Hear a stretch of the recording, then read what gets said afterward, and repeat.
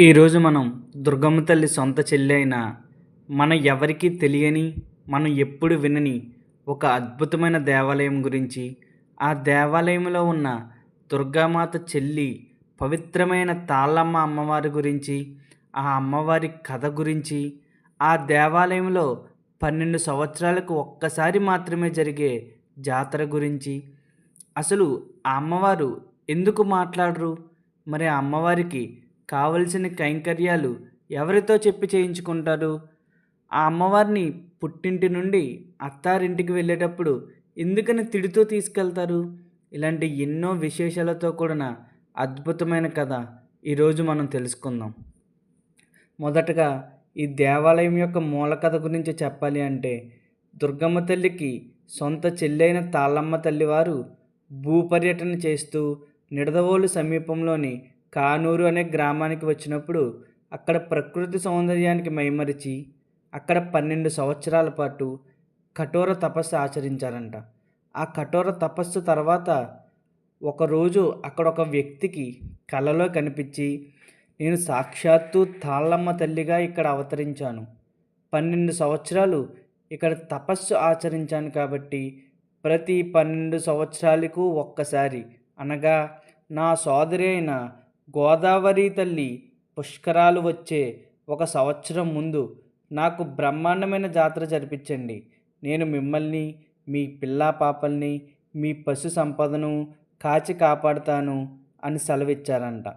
అంతేకాకుండా ఆ జాతర జరిగే రోజు నేను ఆనందంతో మీ ఊరు మొత్తం తిరుగుతాను, మిమ్మల్ని ఆశీర్వదిస్తానని చెప్పి అంతర్ధానమయ్యారంట.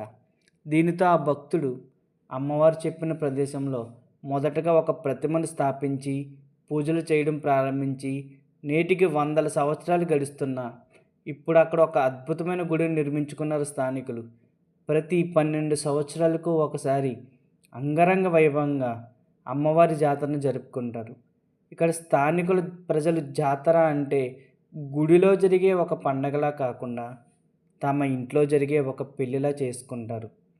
ప్రతి ఇంటి ముందు టెంట్లు, కుర్చీలు, ప్రతి ఇంట్లో వందల మంది చుట్టాలు, వాళ్ళకి విందు భోజనాలు.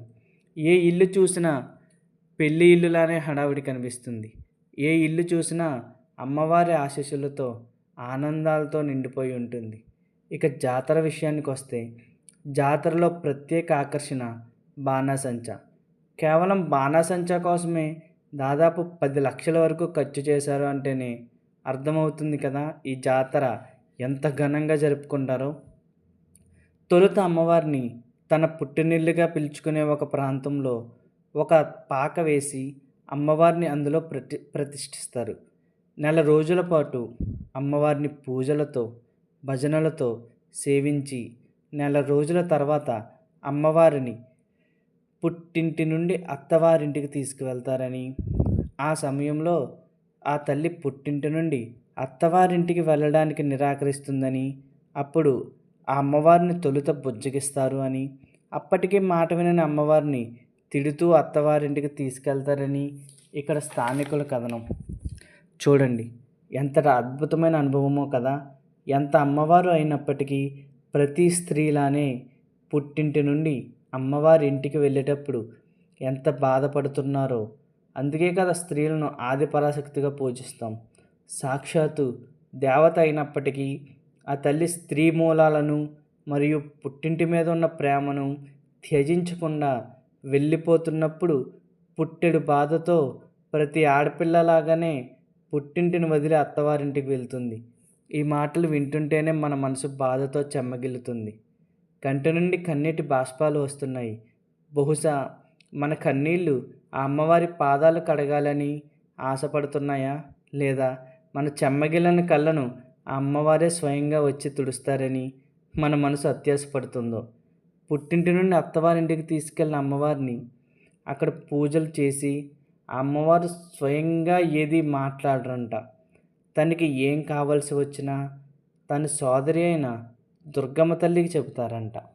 అప్పుడు దుర్గమ్మ వారు ఎవరైనా వ్యక్తి మీద పూని తన చెల్లికి కావలసిన విషయాలన్నీ చెబుతారంట.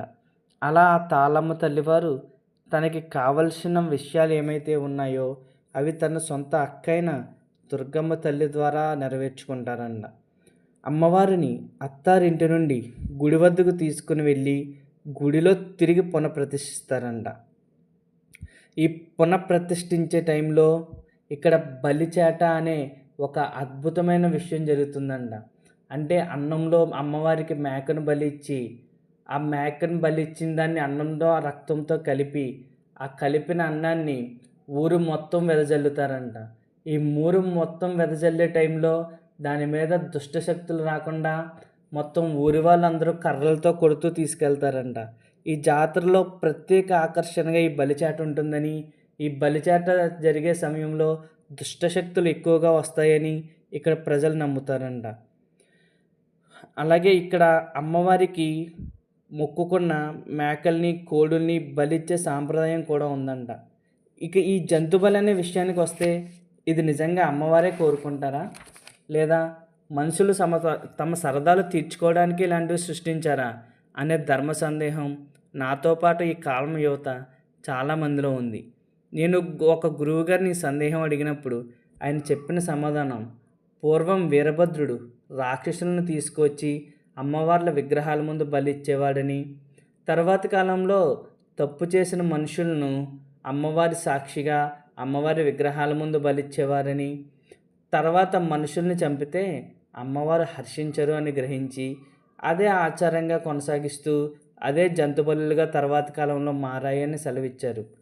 ఇక జాతర విషయానికి వస్తే, ప్రతి ఇంట్లో విందు భోజనాలతో, చుట్టాల పలకరింపులతో, ప్రతి ఇంట్లో నవ్వులతో ఈ జాతర ముగుస్తుంది. ఈ జాతర అనంతరం ఆ రోజు రాత్రి అమ్మవారు ఎంతో ఆనందంతో ఆ ఊరు మొత్తం కలియ తిరుగుతారంట. ఆ తిరిగే సమయంలో అమ్మవారికి పుట్టినిల్లుగా ఉంచిన పాక కనిపించకూడదని, ఒకవేళ కనిపిస్తే అమ్మవారు తిరిగి పుట్టింటిలోకి వెళ్ళిపోతారు కాబట్టి ఆ పాకను తగలబెట్టేస్తారంట. ఆ అమ్మవారు అందరినీ ఆశీర్వదించి తర్వాత మళ్ళీ ధ్యానంలోకి వెళ్ళిపోతారని ఇక్కడి ప్రజల నమ్మకం. ఇలాంటి మరెన్నో అద్భుతమైన ఆలయాలను, ఆ ఆలయాల అద్భుతమైన కథలను మీ ముందుకు తీసుకువస్తుంది ఈ ఛానల్. కాబట్టి ఈ ఛానల్ని తప్పకుండా సబ్స్క్రైబ్ చేసుకోండి. మీ విలువైన అభిప్రాయాలను కామెంట్ ద్వారా తెలియచేయండి. ఇలాంటి అద్భుతమైన కథ ప్రతి హిందువుకి తెలియాలి కాబట్టి ఈ వీడియోని మీ కుటుంబ సభ్యులకు, మీ స్నేహితులకు షేర్ చేయండి. ఓం నమః శివాయ.